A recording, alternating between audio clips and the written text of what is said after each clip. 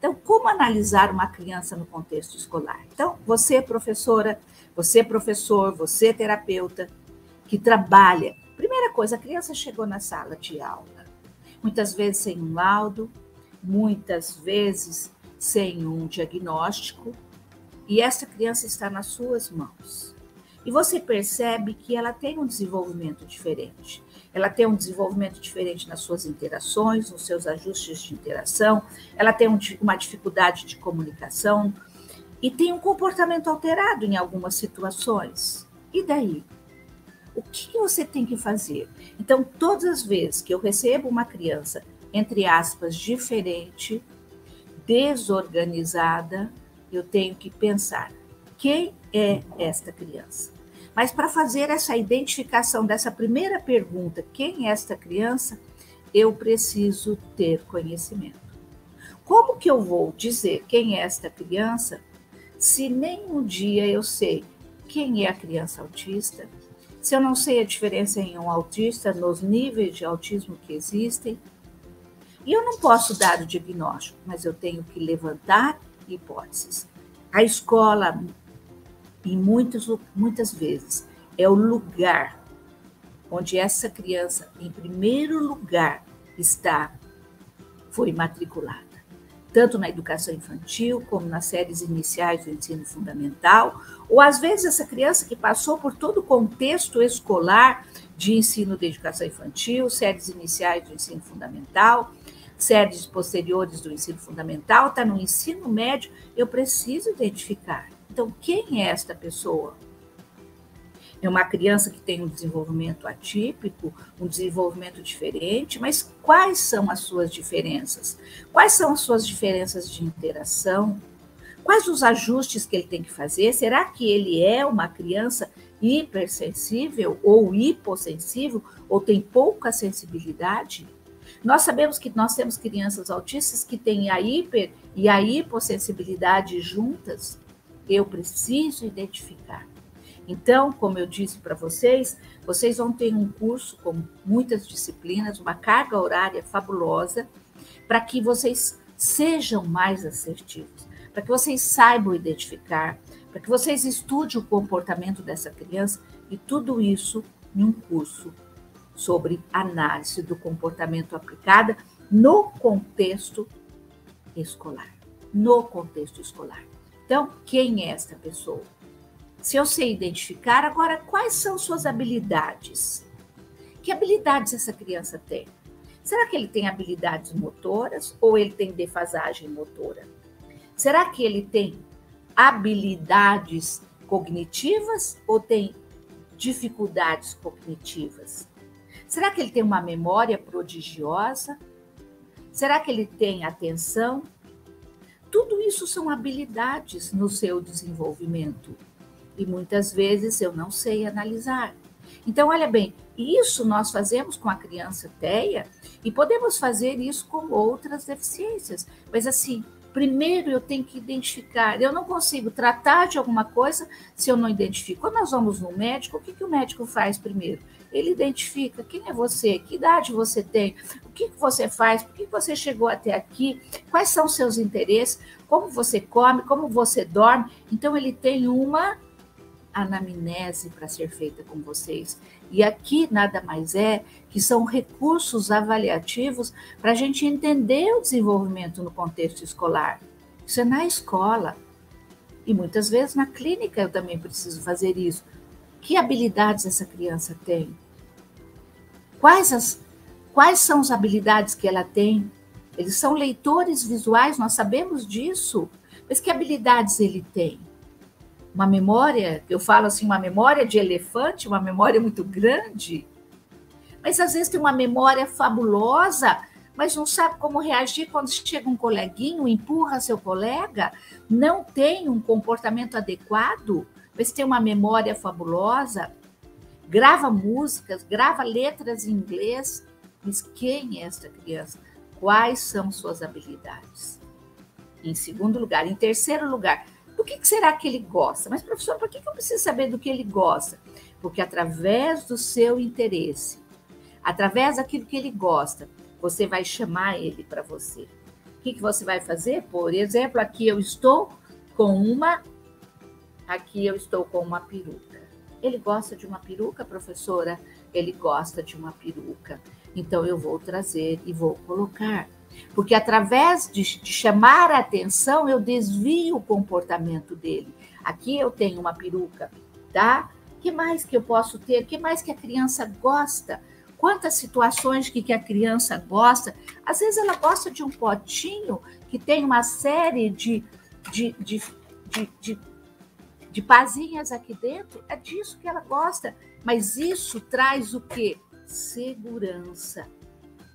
Todos nós gostamos de algo. E quando nós gostamos de algo, algo nos traz o quê? Diminui o nosso nível de ansiedade, diminui o que mais? Diminui o nosso estresse. Então, eu preciso saber do que a criança gosta. Isso é muito importante, principalmente na sala de aula, porque através do que a gente tendo o que ela gosta, eu digo para ela assim, olha que interessante, ela teve um comportamento alterado, eu não chamei atenção, mas eu disse, olha que interessante, eu trouxe o seu potinho. Eu tenho ele comigo, vamos somar, vamos mudar, vamos fazer uma conta de somar, de subtrair, dependendo do ano que essa criança se encontra, da série que essa criança se encontra. Então, tudo isso é importante para você acolher esta criança, identificar essa criança. E tudo isso faz parte da análise do comportamento. Tudo isso é um desafio para você conhecer, porque a análise do comportamento é uma ciência, e como ciência, ela dá algumas pistas para que a gente possa ser mais assertiva. Agora vem a pergunta, será que ela fala? Ela verbaliza. A professora, às vezes eu vejo pais falarem assim para mim, professor, ele canta, ele repete todo o alfabeto em inglês, repetir, fala ecolálica, não é comunicação. Ele fala, ele tem um aparelho fonoarticulatório preservadíssimo, mas o que ele tem dificuldade? Na comunicação. É o grande desafio da criança autista. Por quê? Porque ele não é como nós que observamos o que está ao redor. Ele não é como nós que vê alguém falando e repete. Ele tem grandes dificuldades de generalizar o conhecimento, de observar o conhecimento. Então, nós temos que criar nessa criança. E Prizan, que é o grande teórico da comunicação, ele diz, a criança autista precisa, para falar, de memórias, de criar memórias. Isso nós chamamos de memória de trabalho. Como que ela pode falar sobre algo se eu não dei pistas antecipatórias? Se eu não criei da cabecinha dela memórias? Então, por exemplo, como ela pode falar de maçã se nunca foi apresentada? Ah, mas ela viu, professor. Estou dizendo apresentado.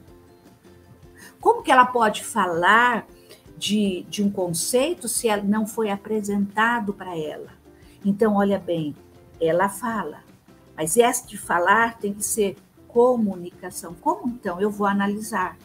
E depois, como será que ela se comunica? Às vezes a gente percebe que ela repete as coisas, mas não tem intenção de comunicação. Então, para falar, para se comunicar, eu preciso de memória de trabalho. E a memória de trabalho nada mais é que mecanismos antecipatórios. E qual é a função da escola?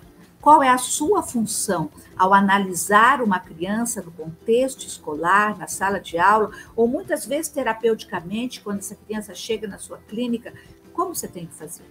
Então, vocês estão vendo quanto a importância de vocês estudarem a análise do comportamento? Então, podemos continuar. Então, quando nós estudamos, nós sabemos atuar. Então, conhecer para trabalhar. Não existe mágica.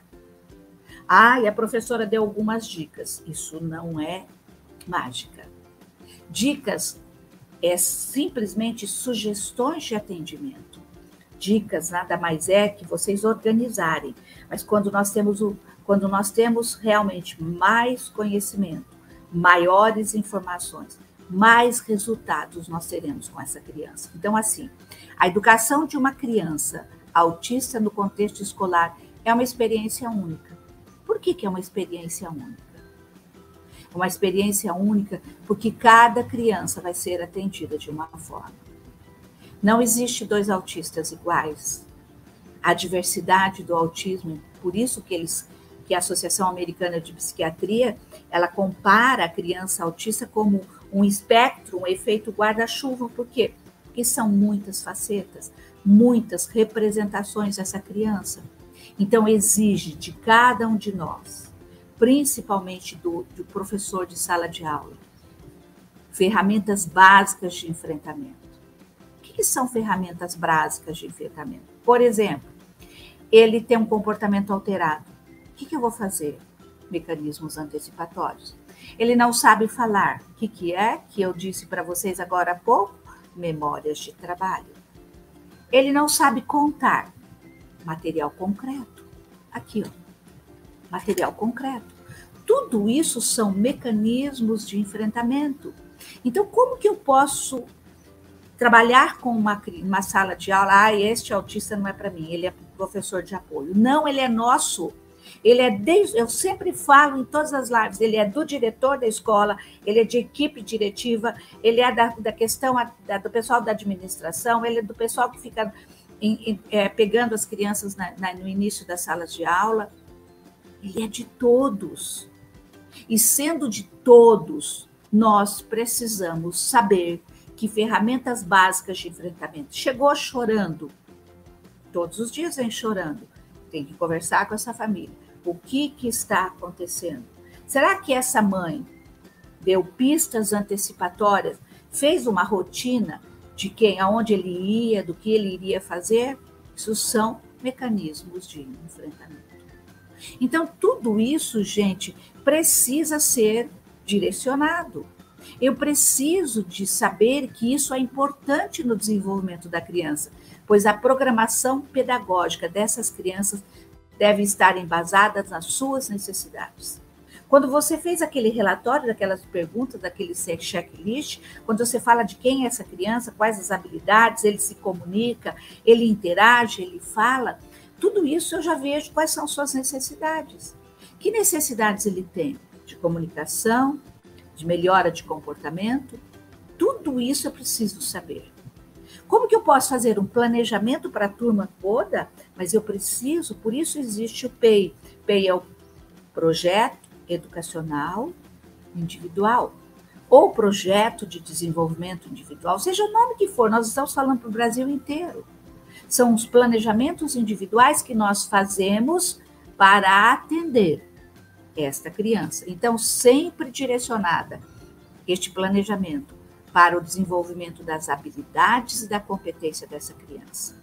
Sempre eu pego o que ele tem de bom, quais os interesses, quais as habilidades, porque a partir daquilo que ele é assertivo, eu consigo fazer um planejamento para essa criança. Eu consigo transitar na linha, trabalhando com mecanismos de enfrentamento, na linha de frente dessa criança e fazendo com que essa criança se desenvolva. Então, todos os dias, eu preciso questionar o que eu faço na sala de aula com uma criança autista. Um dia desse, uma professora numa aula disse: professora, meu aluno está batendo demais em todas as outras crianças. Eu falei: você já pensou até como que é o sinal da sua escola? Que sino que tem? Ah, professora, é estridente. Eu falei: então tá. Quais os horários que ele entra em crise? Perto do sinal. Porque ele já está prevendo. Por que não dizer para um gestor escolar que, se tem crianças autistas, que as crianças precisam da música. A música equilibra essas crianças. A música dá mecanismos de enfrentamento para que ela possa se organizar e receber a música e deixar os outros estímulos de lado. Então, tudo isso eu preciso conhecer da nossa criança. Então, eu preciso conhecer que quando eu proporciono um planejamento, direciono melhor o seu desenvolvimento, desenvolvo as suas habilidades e desenvolvo as suas competências. E com isso, eu estou favorecendo o bem-estar emocional e o equilíbrio pessoal. Isso, gente, nós precisamos ter de forma assertiva. Quando eu vejo que aquilo que a criança gosta, que aquilo que ela tem interesse, e que eu tenho sempre próximo dela, isso causa o quê? Dá um bem-estar emocional. Dá um bem-estar emocional. O que mais que acontece? Equilibra essa criança. Então, quando eu tenho mecanismos de enfrentamento no comportamento alterado, quando eu tenho mecanismos de enfrentamento, sei como é a comunicação e o que fazer diante dessa comunicação, eu trabalho de forma harmoniosa com essa criança. Portanto, eu tenho que fazer aquelas perguntas assertivas para que eu possa fazer um planejamento, para saber como trabalhar com essa criança. Então, a análise do comportamento aplicada, que é o ABA, que é uma ciência do comportamento, vai auxiliar vocês a transitarem dentro do espectro. Mas se você não sabe quem é essa criança, se ela é leve, se ela é severa. Ai, mas professora, se ela é leve, ela não precisa de muitas considerações. Precisa sim. Nós estamos vendo crianças leves, autistas leves, entrarem em depressão por falta de profissionais assertivos, crianças leves entrando em crise, depressivas, por falta de profissionais assertivos. Então, eu convido você a ser assertiva. Eu convido você a realmente fazer um curso de tamanha responsabilidade para que vocês sejam mais assertivos. E outra coisa, por que eu estudo análise do comportamento? Porque quando eu conheço o trabalho, eu vou tendo como meta principal o quê? Um mundo de relações humanas mais significativas. O que significa isso, professora? Mundo de relações humanas mais significativas. Quando eu faço a minha criança se autorregular. Quando eu sei quais os mecanismos antecipatórios, quais os mecanismos de enfrentamento que eu dou para essa criança, eu estou ensinando essa criança se autorregular. E vocês vão estudar na análise do comportamento quais os mecanismos de autorregulação dessa criança. Como é que se autorregula essa criança? Conhecendo a criança. Podemos continuar, Luiz, fazendo favor? Então, como vocês podem perceber, quantos conhecimentos, como que esses conhecimentos são importantíssimos para a gente poder trabalhar com essa criança. E aí, gostou desse vídeo? Então curta para que ele possa alcançar e ajudar mais pessoas. E se inscreva também em nosso canal do YouTube para contribuir aprendendo com a gente sobre esse e muitos outros temas. Ah, e ative o sininho aqui embaixo para receber aviso toda vez que tiver um conteúdo novo. Um abraço e até breve!